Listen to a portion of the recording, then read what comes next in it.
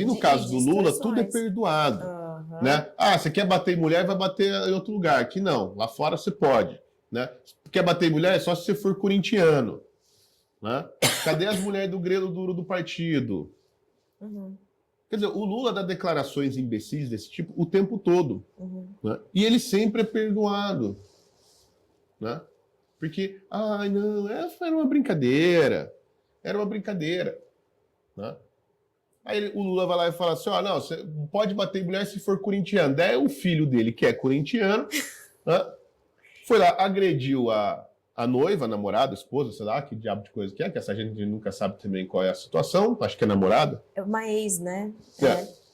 E aí, veja, eu nunca vi no Brasil uma Maria da Penha que não pega. Né? A Maria da Penha funciona assim, basta a mulher falar, não precisa de corpo de delito, não precisa de nada. Basta a mulher falar que foi agredida, e hoje a agressão basta ser verbal, ela fala assim, ele me xingou de puta, por exemplo, como o Lulinha xingou a Janja. Tá? Pronto, acabou, meu filho. Tomou a Maria da Penha, a sua vida está acabada. Né? Quem está aqui na nossa audiência que já tomou a Maria da Penha, ou quem é advogado aqui, sabe exatamente. Né? A Maria da Penha acaba com a vida do sujeito. Acaba com a vida. Ele é proibido de frequentar os lugares que ele frequentava, de ver as pessoas que ele via, né? Tem que ficar lá fazendo aquela terapia retardada, se juntar com um bando de gente lá que estão tudo na situação dele, se fuder por causa de uma cretina, né? Assim que é. Tirando, obviamente, tem um ou outro caso de agressão real, etc. Mas, em geral, é assim, o pobre coitado se fode porque toma a Maria da Penha. E não tem barriga me dói, não há o que você possa falar. Todo mundo está contra você, o Ministério Público, a delegada, o delegado, a polícia, a justiça, todo mundo está contra você. Você nasceu homem. Maria da Penha é um horror, é um negócio que tinha que acabar no Brasil, porque ele só serve para destruir a vida de homens. Mais nada. Né? E não tem como se defender. A única pessoa que conseguiu se livrar da Maria da Penha no Brasil é o filho do Lula, que a Polícia Civil foi lá, investigou e falou, não tem nada aqui. Né? Isso depois do Lulinha ter dito numa mensagem no WhatsApp para a moça que ela podia denunciar ele, que não ia dar nada e que o juiz ia ficar do lado dele porque ele é filho do presidente. Mandou essa. E obviamente é verdade, nisso ele está coberto de razão. Né? Mas daí o Lula pode falar que pode bater, o filho dele se livra, mostrando que pode bater mesmo, se for corintiano, pode agredir, né, verbalmente, porque agora é crime, né? E que não dá nada. E todo mundo fica quietinho. Essas mulheres aí do grelo duro do partido, né? Miriam Leitão, aquela outra que vive bajulando o Lula, como é o nome dela? Catanhede, Andréa Sadi, Natuza. Né? Natuza, aquela morreu, né? Aquela Cristina... Era Cristina alguma coisa? Cris Lobo. Acho que ela morreu, não morreu? Morreu. Mas era outra lá, lulista, né? Todas essas mulheres que são obviamente, você vê assim, que elas são a porra, não podemos esquecer da Daniela Lima. Né? Quase a primeira dama do Brasil. Né? Não é, mas gostaria de ser. Né? Você vê o que essas mulheres que formam uma espécie assim, são as vestais do Lula. Né? É aquele assim, como se fosse uma espécie de harém virtual do Lula. Né? São as esposas imaginárias do Lula. Né, que lhe fazem a corte todos os dias da imprensa brasileira, né, elas, obviamente, olham para o Lula como uma espécie de macho alfa do Brasil. Né? Olha, tem uma cena no filme da Leni Riefenstahl, né, O Triunfo da Vontade, que é o filme sobre o Hitler. Né? E as pessoas ficam chocadas com o filme, mas a gente não pode esquecer que este filme ganhou o prêmio de Cannes, foi premiado na Europa inteira quando ela lançou o filme em 38, acho. Acho que é 38. A intelectualidade europeia inteira aplaudiu o filme, achou a coisa mais linda do mundo. Né? Um filme que ela cobria lá, o 28º Congresso dos Trabalhadores da Alemanha. Né, do Partido dos Trabalhadores, o Partido Socialista dos Trabalhadores da Alemanha, né, também conhecido como Partido Nazista. Né. Então a Leni foi lá e fez um filme e que, de fato, ela criou uma série de técnicas que depois foram agregadas ao cinema mesmo, uma série de técnicas de filmagem, ângulos de câmera e tal. E ela fez a primeira coisa da história que, assim, que foi, ela participou da criação toda do congresso, do evento. Né? Por quê? Porque toda a encenação, os desfiles, que não eram desfiles militares, né? Quando você vê, parece que é uma parada militar, mas não é, são trabalhadores, né? Operários, eles estão com enxada, assim, picareta, etc. Mas tudo parece um exército. Né? Toda a organização do congresso, do evento, foi feito com a mão dela, que era a diretora do filme, porque foi o primeiro congresso que foi feito para ser filmado. Ela que criou isso, um evento público aberto, que não assim, era um evento independente do filme, mas que já foi todo pensado onde ficariam as câmeras, etc, etc. Foi feito para ser filmado, para produzir um filme dela. Né? Mas o que eu estou falando? Bom, qual que é a cena que é interessante? Como que abre o filme? Que eu recomendo que todos vejam, tem no YouTube. Né? A primeira cena é uma sombra assim no chão, né, do avião do Hitler, né, que parece uma águia voando sobre a Alemanha. Então o avião está voando lá em cima e ela filma a sombra do avião passando, né, por vários lugares e tal. Né? E aí o avião chega, não é em Berlim, eu não lembro que cidade que é, talvez seja Munique, não sei qual cidade que é. Né? Mas o avião pousa e aí sai o Hitler, né? E o Hitler começa a fazer o desfile pela cidade, assim, né, de carro aberto, cumprimentando as pessoas. Então tá todo mundo parado esperando a passagem do Hitler na cidade, porque ele chegou. Né? Mas o que acontece? Quando você percebe, assim, as pessoas estão paradas e a câmera vai passando, só tem mulheres e crianças, não tem homens. Todas as mulheres e crianças, né, da Alemanha estão esperando a chegada do seu pai no dia depois do dia do trabalho, que é o dia do trabalhador, aliás. Né? Dando a entender o que? A cena é muito clara. O Hitler é o pai da pátria. Ele é o pai da nação. Ele é o macho alfa. Ele é o homem que as mulheres estão esperando. Entendeu? Ele é o marido de todas elas.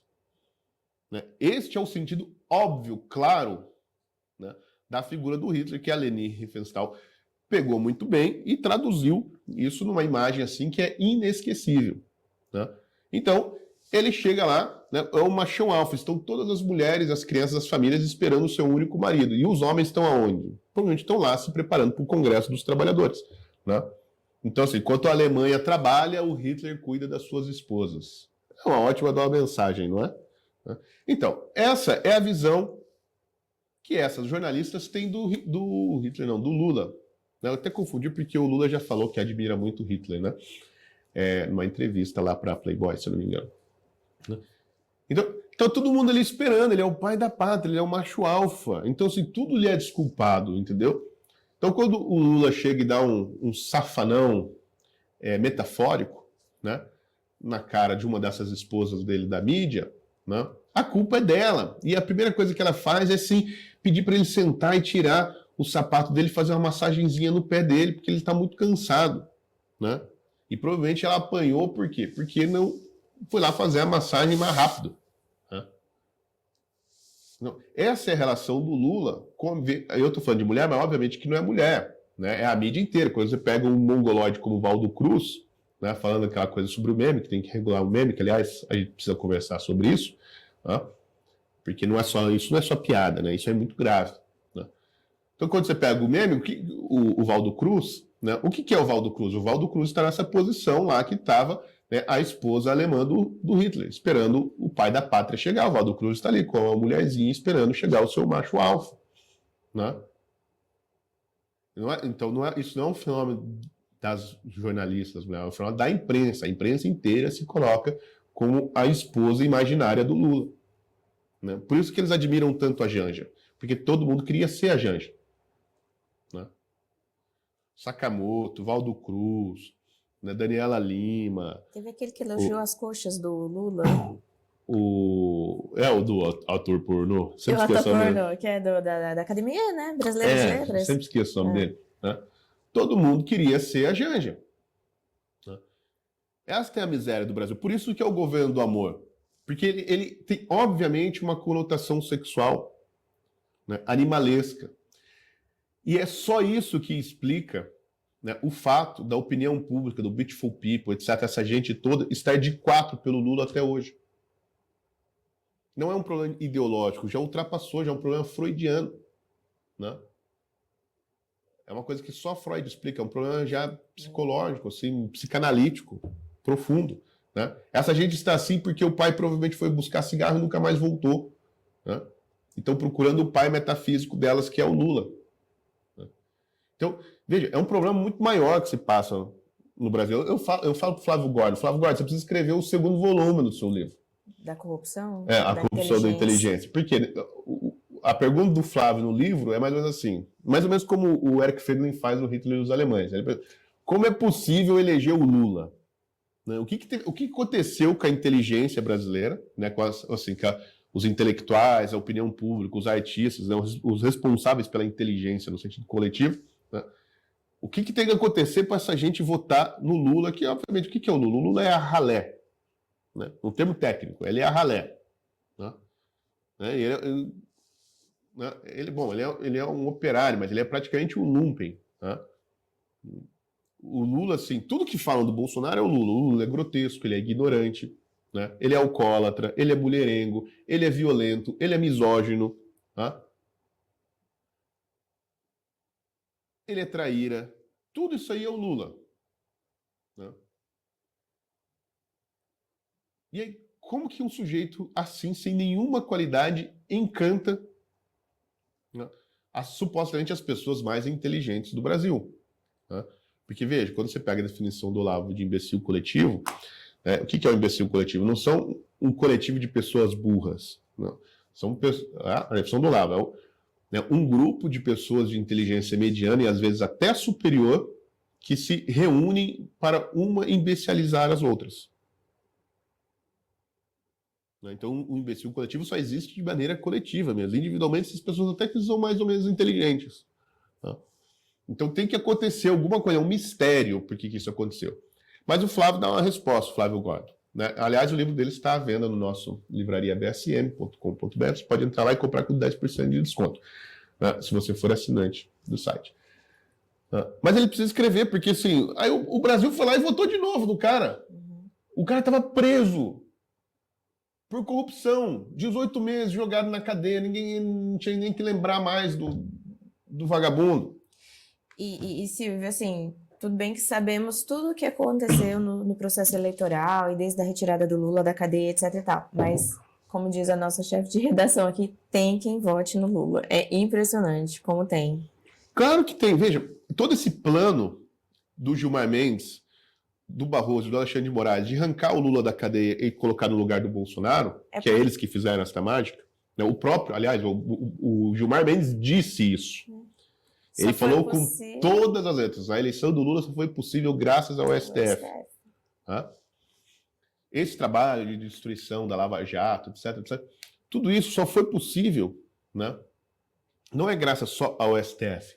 Se a imprensa, né? E tudo aquilo que cerca a imprensa, né? Toda a indústria do entretenimento, os artistas da Globo, né? O Beautiful People em geral, não estivesse profundamente apaixonado e enfeitiçado pelo Lula. Sim. Mas é apaixonado, não é não é um cálculo racional. Então, o Lula é melhor que o Bolsonaro por isto. Não, é uma coisa completamente irracional. É um negócio que vem lá da virilha, entendeu? Bom termo. Vem da virilha. Né? É uma coceira, entendeu?